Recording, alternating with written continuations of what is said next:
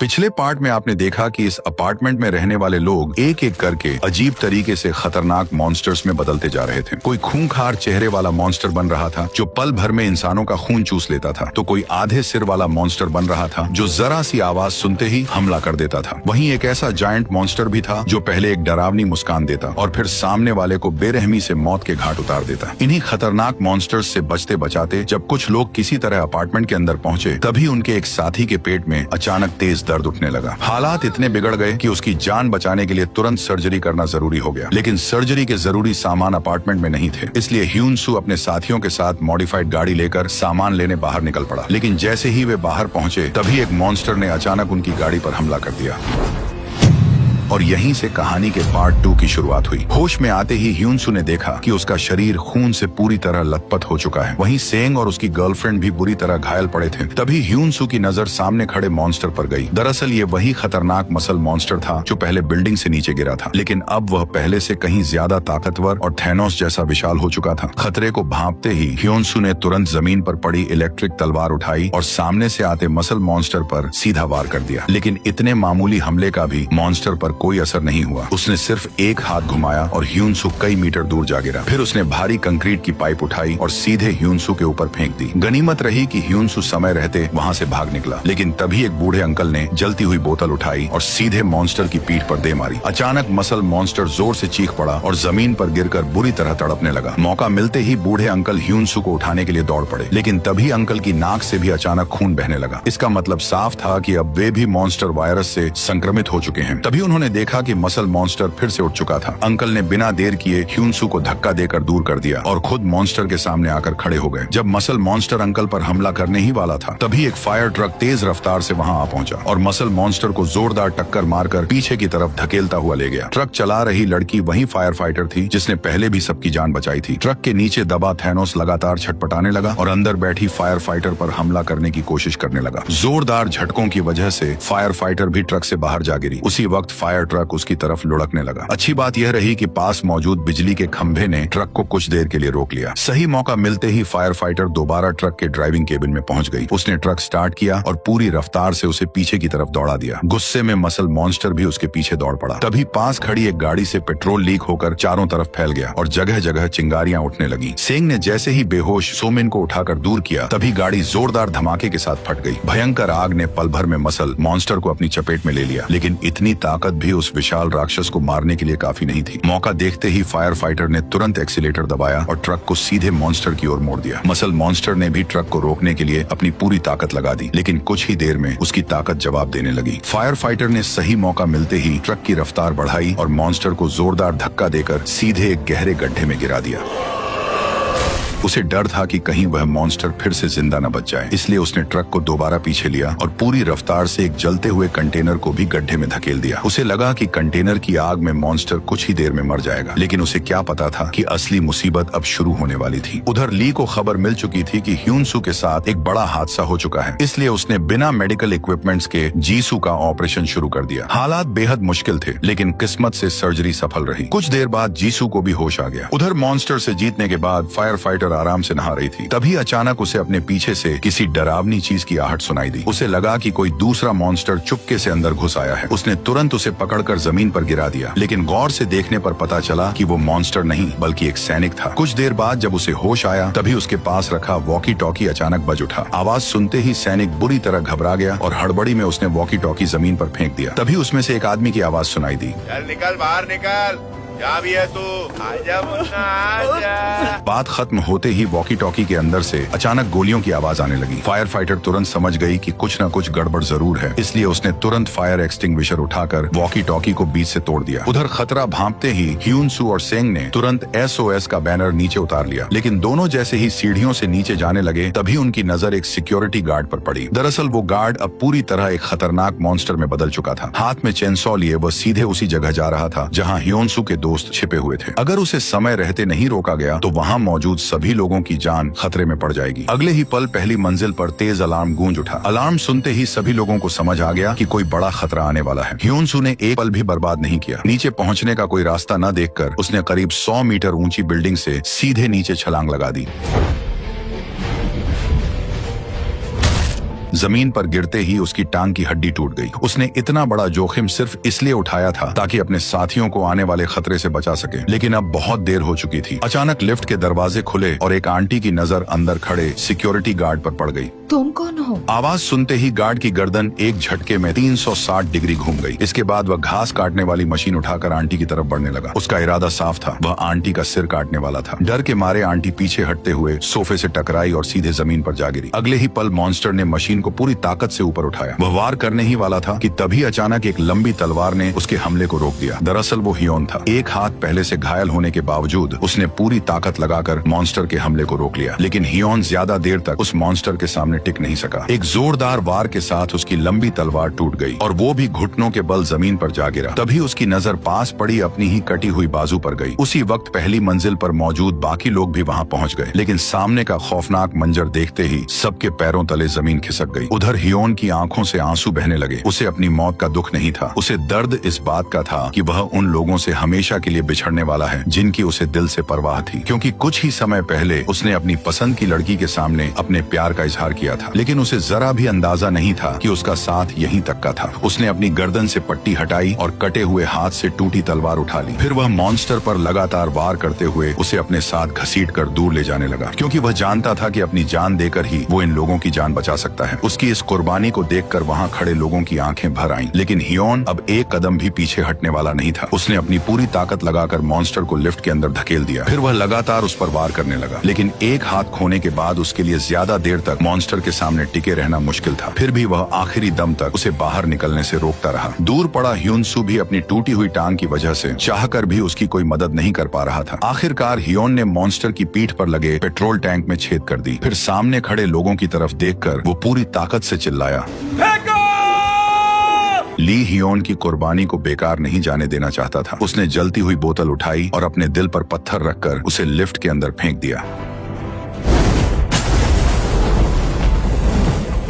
आग की लपटों में हियोन और मॉन्स्टर दोनों का अंत हो गया। इसके बाद अपार्टमेंट में मौजूद सभी लोग हियोन को आखिरी विदाई देने पहुंचे। जीसू यह सदमा बर्दाश्त नहीं कर पाई और एक तरफ जाकर फूट फूट कर रोने लगी। वहीं हमेशा सख्त रहने वाला सेंग भी शराब की आधी बोतल लेकर आया और हियोन को आखिरी विदाई दी। जब सभी लोग हियोन की मौत के गम में डूबे हुए थे, तभी एक बूढ़े अंकल ने देखा कि सेना की एक आर्मर्ड गाड़ी सीधे उनकी तरफ बढ़ रही है। बच्चे को लगा कि शायद सेना आखिरकार उन्हें बचाने आ गई है, लेकिन आर्मी में रह चुके अंकल ने उसी वक्त सबकी उम्मीद तोड़ दी। उसने बताया कि ये सेना की गाड़ी नहीं है, बल्कि कुछ और ही है। फायर फाइटर लड़की उसकी बात समझने की कोशिश ही कर रही थी कि तभी आर्मर्ड गाड़ी तेज रफ्तार से अपार्टमेंट की तरफ बढ़ी और लॉबी की सुरक्षा तोड़कर सीधे अंदर घुस आई। गाड़ी से बाहर निकले लोग देखने में बिल्कुल सैनिक नहीं लग रहे थे। उनका लीडर भाग चुके सैनिक को देखते ही उस पर चाकू लेकर टूट पड़ा।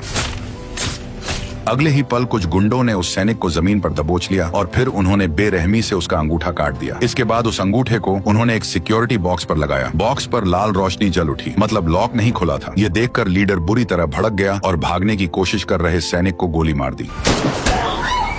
इसके बाद लीडर ने अपने आदमियों को ऑर्डर दिया कि अपार्टमेंट में छिपे सभी लोगों को ढूंढकर बाहर निकालो। कुछ ही देर में सभी को लॉबी में इकट्ठा कर लिया गया। इसके बाद एक गुंडे ने लिपस्टिक निकाली और फर्श पर एक बड़ा सा घेरा बना दिया। उसने सबको चेतावनी दी कि इस घेरे से बाहर निकलने की कोशिश करने वाले को तुरंत मार दिया जाएगा। तभी एक लड़की से घेरे के अंदर आने में जरा सी देरी हो गई। अगले ही पल लीडर ने उसे वहीं गोली मार दी। इसके बाद उसने बाकी सभी लोगों को धमकाते हुए कहा कि अगर वे चुपचाप उसकी हर बात मानेंगे तो वह किसी को भी नुकसान नहीं पहुंचाएगा। गुस्से में ह्यूनसू बाहर निकलकर उनसे भिड़ना चाहता था, लेकिन ली ने उसे रोक दिया। उसे पता था कि ह्यूनसू उनका सबसे बड़ा सीक्रेट हथियार है, इसलिए वो उसे सही समय पर इस्तेमाल करना चाहता था। वहीं बाकी गुंडे एक एक करके छिपे लोगों को तलाश रहे थे। तभी सेंग ने छिपे रहने का फायदा उठाया और सही मौका देखकर दो गुंडों पर बंदूक तान दी, लेकिन उनमें से एक मोटे गुंडे की नजर तुरंत उसकी बंदूक पर गई। उसने देखा कि सेंग की बंदूक का सेफ्टी लॉक बंद है, मतलब उसे बंदूक चलानी नहीं आती। ये समझते ही दोनों गुंडे बिना देर किए सेंग पर टूट पड़े, लेकिन तभी किस्मत से वहां फायर फाइटर पहुंच गई। उसने बिना कोई शोर किए दोनों गुंडों को वहीं खत्म कर दिया। सबसे अच्छी बात यह थी कि बाकी लोगों को इसकी भनक तक नहीं लगी। उधर गुंडों को आइसोलेशन रूम में छिपी उस संक्रमित आंटी के बारे में पता चल गया। ली ने उन्हें रोकने की कोशिश की, लेकिन उन्होंने उसकी एक भी बात नहीं सुनी। अगले ही पल उन्होंने उस आंटी को वहीं गोली मार दी। गोली की आवाज गूंजते ही पूरी लॉबी में हड़कंप मच गया। हर कोई डर के मारे सहम गया। तभी गैंग का लीडर वहां पहुंचा और जोर से चिल्लाकर बोला कि अगर किसी ने कोई संक्रमित इंसान छिपा रखा है तो अभी सामने आकर बता दो। लेकिन उसकी बात पूरी भी नहीं हुई थी कि तभी उसके एक आदमी को गोली आ लगी। दरअसल फायर फाइटर वहाँ पहुँच चुकी थी। उसे देखते ही गुंडों ने तुरंत उस पर ताबड़तोड़ फायरिंग शुरू कर दी, लेकिन भिड़ने के बजाय वो वहाँ से भाग निकली। जब ज्यादातर गुंडे उसके पीछे चले गए तभी ली ने मौका देखकर पीछे से लीडर को पकड़ लिया। फिर उसने ह्योन-सू को हमला करने का इशारा किया। ह्योन-सू और बाकी लोग तुरंत लड़ाई में कूद पड़े। सभी ने मिलकर गुंडों का मुकाबला किया और उन्हें काबू में कर लिया, लेकिन ली खुद गैंग के लीडर की ताकत के सामने ज्यादा देर नहीं टिक सका। लीडर ने उसे एक ही झटके में जमीन पर गिरा दिया। इसके बाद उसने ह्योन-सू को भी गोली मार दी। फिर उसने ली की कनपटी पर बंदूक तानी और धमकी दी कि अगर उसके आदमियों को नहीं छोड़ा तो वह ली को गोली मार देगा। मजबूरी में बाकी लोगों को उसके आदमियों को छोड़ना पड़ा। तभी एक ऐसा मंजर सामने आया जिसे देखकर सभी के होश उड़ गए। जिस आंटी को कुछ देर पहले लीडर ने गोली मारकर खत्म कर दिया था, वही अचानक वापस चलती हुई वहाँ आ गई। उसे देखते ही गुंडे घबरा गए और उस पर अंधाधुंध गोलियां चलाने लगे, लेकिन आंटी पर गोलियों का जरा भी असर नहीं हुआ। उसने आगे बढ़कर एक गुंडे को पकड़ लिया और उसे वहीं मार डाला। तभी सबको समझ आया कि वह अब एक इंसान नहीं थी, वह एक मॉन्स्टर बन चुकी थी। अगले ही पल मॉन्स्टर ने ली पर हमला करने के लिए हाथ बढ़ाया, लेकिन तभी ह्योन-सू दोनों के बीच आकर खड़ा हो गया। मॉन्स्टर का वार सीधे ह्योन-सू के शरीर के आर पार निकल गया। दर्द के बावजूद ह्योन-सू पीछे नहीं हटा। उसने औरों की जान बचाने के लिए पूरी ताकत से मॉन्स्टर का गला दबोच लिया और कुछ ही पलों में उसे वहीं खत्म कर दिया। लेकिन इस दौरान ह्योन-सू भी अपनी चोट की वजह से जमीन पर गिर पड़ा। लीडर ने जब देखा कि ह्योन-सू का घाव अपने आप भर रहा है तो उसे समझ आ गया कि वो भी संक्रमित है। अब उनके लिए इंसान और मॉन्स्टर में कोई फर्क नहीं था, उन्हें हर संक्रमित को खत्म करना था। इसके बाद उन्होंने आंटी के शरीर पर पेट्रोल छिड़का और उसे आग के हवाले कर दिया। वहीं लीडर ने अपने आदमियों के साथ ह्योन-सू को घसीटकर लिफ्ट में डाला और उसे सीधे बिल्डिंग की छत पर ले गया। वे ह्योन-सू को तुरंत मारना नहीं चाहते थे, उनका इरादा उसे धीरे धीरे तड़पाने का था। जब ह्योन-सू को होश आया तो लीडर ने उसे सीधे गोली मार दी। उन्हें लगा कि ह्योन-सू भागने की कोशिश कर रहा है, लेकिन तभी ह्योन-सू ने छत का दरवाजा अंदर से बंद कर दिया। वह ऐसा क्यों कर रहा था ये किसी की समझ में नहीं आया। तभी ह्योन-सू ने मुड़कर कहा,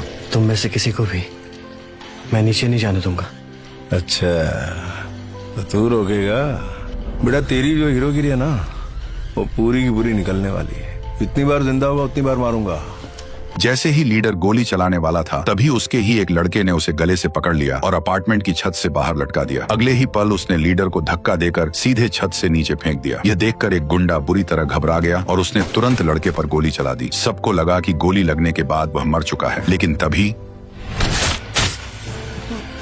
यह देखकर पास खड़े दूसरे गुंडे की फट के हाथ में आ गई। लड़का चाहता तो उस गुंडे को भी मार सकता था, लेकिन उसने उसे जिंदा छोड़ दिया। इसके बाद वह सीधे ह्योन-सू के पास पहुंचा और अपना नाम मियोंग बताया। ह्योन-सू की तरह मियोंग भी एक स्पेशल संक्रमित था। ह्योन-सू को समझ नहीं आया कि उसने अपने ही साथी को आखिर क्यों मार डाला। मियोंग जोर से हंसते हुए बोला कि क्या तुमने कभी लोमड़ी और शेर को एक ही टीम में देखा है? दरअसल वह अब तक लोमड़ी की खाल ओढ़कर उन लोगों के बीच रह रहा था। उसका असली मकसद एक स्पेशल संक्रमित को ढूंढना था और जिसकी उसे तलाश थी वो दरअसल ह्योन-सू था। मियोंग ने बताया कि हम जैसे लोग इंसानों को जड़ से मिटाने के लिए पैदा हुए हैं, लेकिन ह्योन-सू ने उसकी बात को तुरंत नकार दिया। उसने कहा, ऐसे भी मॉन्स्टर्स होते हैं जो इंसानों को नुकसान नहीं पहुंचाते। अपनी बात साबित करने के लिए ह्योन-सू उसे एक कमरे में ले गया। वहाँ उसने हान अंकल के हाथों बाथरूम में छोड़ा गया वो विशाल कोकून दिखाया। कोकून को देखते ही मियोंग भी कुछ पल के लिए हैरान रह गया। अब उसे यकीन हो चुका था कि हर मॉन्स्टर इंसानों का दुश्मन नहीं है, लेकिन तभी मियोंग ने उससे कुछ ऐसा कहा जिससे ह्योन-सू सोच में पड़ गया। उसने कहा, पर क्या ऐसे इंसान हैं जो मॉन्स्टर को नुकसान नहीं पहुंचाते?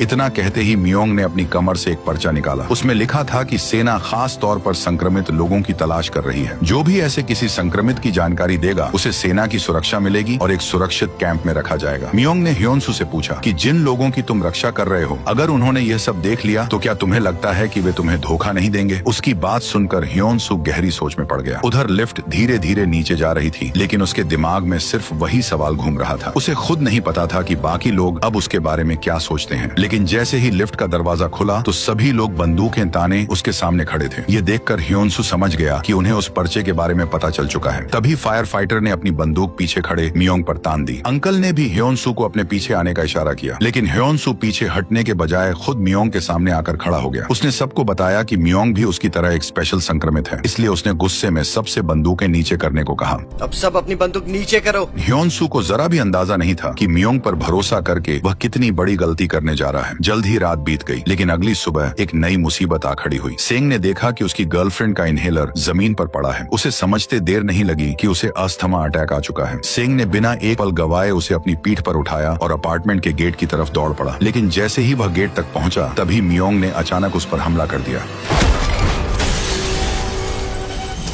मियोंग ने साफ चेतावनी दी कि अपार्टमेंट से कोई भी बाहर नहीं जाएगा, क्योंकि अगर सेना की नजर उनमें से किसी पर पड़ गई तो वे जल्द ही पूरे अपार्टमेंट तक पहुंच जाएंगे। लेकिन लड़की की हालत लगातार बिगड़ रही थी। यह देखकर ह्यून सू ने आखिरकार एक बड़ा फैसला लिया। उसने सेंग को कार की चाबी थमाई और तुरंत उसे लड़की को बाहर ले जाने को कहा। ऊपर से मियोंग ने भी ह्यून सू की बात मान ली। लेकिन जैसे ही सेंग और उसकी गर्लफ्रेंड बाहर निकले, तभी मियोंग ने बिना किसी चेतावनी के सीधे उन दोनों पर गोलियां चला दी। ह्यून सू तुरंत उसे रोकने के लिए आगे बढ़ा, लेकिन मियोंग ने उसे उठाकर दूर फेंक दिया। इसके बाद उसने बाकी लोगों पर भी गोलियां चलानी शुरू कर दी। हर गोली के साथ एक इंसान की जान जा रही थी। तभी फायर फाइटर बंदूक लेकर बाहर आई और मियोंग पर गोलियों की बारिश शुरू कर दी। लेकिन इस सब का भी मियोंग पर कोई असर नहीं हुआ। जैसे ही वह फायर फाइटर को मारने के लिए मुड़ा, तभी ह्यून सू अचानक सामने से आया और उसे जमीन पर पटक दिया। लेकिन ह्यून सू ज्यादा देर तक मियोंग के सामने टिक नहीं पाया। अगले ही पल मियोंग का मॉन्स्टर वाला हाथ ह्यून सू की छाती के आर पार निकल गया। फिर वह हंसते हुए बोला कि जिन लोगों की मौत का तुम खुद को जिम्मेदार समझ रहे थे, असल में तुमने उनमें से किसी को नहीं मारा था, क्योंकि जो आंटी पहले मॉन्स्टर बनी थी वह भी मियोंग के इशारे पर कंट्रोल हो रही थी। इतना कहते ही मियोंग जोर जोर से हंसने लगा। उसकी बातें सुनकर ह्यून सू गुस्से से आगबूला हो गया। लेकिन तभी आसमान में अचानक सूर्य ग्रहण दिखाई देने लगा और उसी पल ह्यून सू के शरीर में एक भयानक बदलाव शुरू हो गया। ये इस पूरी सीरीज में ह्यून सू का अब तक का सबसे खतरनाक रूप था। उसकी हथेलियों और बाजुओं से नुकीले कांटे तेजी से बाहर निकलने लगे। अगले ही पल उसका पूरा दाहिना हाथ कांटों से बने एक विशाल पंख में बदल गया। तभी ह्योन सू ने अपना आपा खो दिया और किसी खूंखार राक्षस की तरह मियोंग की तरफ बढ़ने लगा। लेकिन मियोंग डरने की बजाय तालियां बजाने लगा। तभी ह्योन सू के कांटों वाले विशाल पंख ने मियोंग को चारों तरफ से जकड़ लिया। ह्योन सू की आंखों में अब जरा भी इंसानियत नहीं बची थी। एक के बाद एक नुकीले कांटे मियोंग के शरीर में धंसते चले गए। कुछ ही सेकंड में मियोंग का पूरा शरीर गलने लगा और वो वहीं ढेर हो गया। यह नजारा देखते ही ली तुरंत ह्यून सू पर हमला करने के लिए आगे बढ़ा, लेकिन उसकी बहन ने समय रहते उसे रोक दिया, क्योंकि ह्यून सू अब पूरी तरह अपना होश खो चुका था। वह अपने विशाल नुकीले पंख फैलाकर धीरे धीरे बाकी लोगों की तरफ बढ़ने लगा। वो उन सब पर हमला करने ही वाला था कि तभी एक इंसान आगे आया और ह्यून सू को कसकर पकड़ लिया। दरअसल वह कोई और नहीं बल्कि ह्यून सू की सबसे ज्यादा परवाह करने वाले हान अंकल थे। नुकीले कांटे हान अंकल के पूरे शरीर के आर पार निकल चुके थे, लेकिन इसके बावजूद वे ह्यून सू को होश में लाने की लगातार कोशिश करते रहे। शांत हो जाओ ह्यून सू। हान अंकल की आवाज सुनकर ह्योन सू के शरीर से कांटे धीरे धीरे गायब होने लगे और उसकी काली आंखें फिर से नॉर्मल हो गईं। उधर सेंग और उसकी गर्लफ्रेंड लगातार खून बहने की वजह से वहीं अपनी जान गंवा बैठे। कुछ देर बाद ह्योन सू को होश आया, लेकिन उसे बिल्कुल भी याद नहीं था कि उसके साथ आखिर हुआ क्या है। तभी उसकी नजर हान अंकल की बॉडी पर पड़ी। उन्हें देखते ही ह्योन सू के सामने हान अंकल के साथ बिताए सारे पुराने पल एक एक करके घूमने लगे। ह्योन सू खुद को रोक नहीं पाया और उसकी आंखों से आंसू बहने लगे। हान अंकल की मौत ने वहाँ मौजूद हर इंसान को अंदर तक तोड़ दिया। वे अभी उन्हें दफनाने की तैयारी ही कर रहे थे कि तभी उनकी नजर जमीन के नीचे छिपी एक रहस्यमयी जगह पर पड़ी। ध्यान से देखने पर पता चला कि वो एक छिपा हुआ बंकर था। लेकिन इससे पहले कि वे कुछ समझ पाते, तभी अचानक एक और अजीब घटना घट गई। अचानक जमीन पर बहती खून की एक रहस्यमयी धारा सीधे आर्मर्ड गाड़ी तक जा पहुंची। अगले ही पल गाड़ी अपने आप स्टार्ट हो गई और बिना किसी शोर के अपार्टमेंट से बाहर निकल गई। लेकिन रात होते ही उनके सामने एक और नई मुसीबत आ खड़ी हुई। अचानक भारी हथियारों से लैस सेना ने पूरे अपार्टमेंट को चारों तरफ से घेर लिया। दरअसल सेना से सुरक्षा पाने के लिए ली के ही एक साथी ने ह्यून सू की खबर सेना तक पहुंचा दी थी। अब अपार्टमेंट के चारों तरफ भारी हथियारों से लैस सैनिक तैनात थे। उन्होंने अंदर मौजूद लोगों को स्पेशल संक्रमित को उनके हवाले करने का ऑर्डर दिया। जिस आदमी ने ट्रांसमीटर दबाया था वह इस वक्त बेहद खुश था। उसे ह्योन सू के मरने या बचने से कोई मतलब नहीं था। उसे तो बस अपनी जान बचाने के लिए सेना की सुरक्षा चाहिए थी। अंदर मौजूद लोग अभी समझ भी नहीं पाए थे कि तभी बाहर से सैनिकों ने अपार्टमेंट पर गोलियां बरसानी शुरू कर दी। चारों तरफ गोलियों की आवाज गूंजने लगी। लोग घबराकर तुरंत बंकर की तरफ दौड़ पड़े, लेकिन तभी अचानक ली की नाक से भी खून बहने लगा। अपनी हालत समझते ही उसने खुद को अकेले लैब के अंदर बंद कर लिया। वहीं ह्यून सू ने फैसला किया कि उसकी वजह से अब किसी और की जान खतरे में नहीं पड़ेगी, इसलिए वह अकेले ही अपार्टमेंट से बाहर निकल गया। लेकिन बाहर आते ही सैनिकों ने उसे घेर लिया और ताबड़तोड़ गोलियां बरसा दी। गोलियां लगातार उसके शरीर को चीरती रही। हर गोली के साथ उसका दर्द बढ़ता गया और यही दर्द उसे उन लोगों की याद दिलाने लगा जो कभी उसके साथ कंधे से कंधा मिलाकर मॉन्स्टर्स के खिलाफ लड़े थे। हमने तुम्हारे साथ बहुत बुरा बर्ताव किया। कैसे बर्दाश्त किया? हम सबको बचाने के लिए आपका थैंक यू। भले ही यह दुनिया पहले ही मॉन्स्टर्स से भर चुकी थी और हर कोई सिर्फ अपनी जान बचाने के बारे में सोच रहा था, लेकिन ह्यून सू ही एक ऐसा लड़का था जो बिना किसी स्वार्थ के हर बार दूसरों की मदद के लिए खड़ा रहा। उसने अपनी जान की परवाह किए बिना बार बार दूसरों को बचाया और आखिर में भी खुद को उनके लिए कुर्बान कर दिया। और इसी बेहद इमोशनल एंडिंग के साथ हमारी यह शानदार वेब सीरीज यहीं खत्म हो गई। स्वीट हो।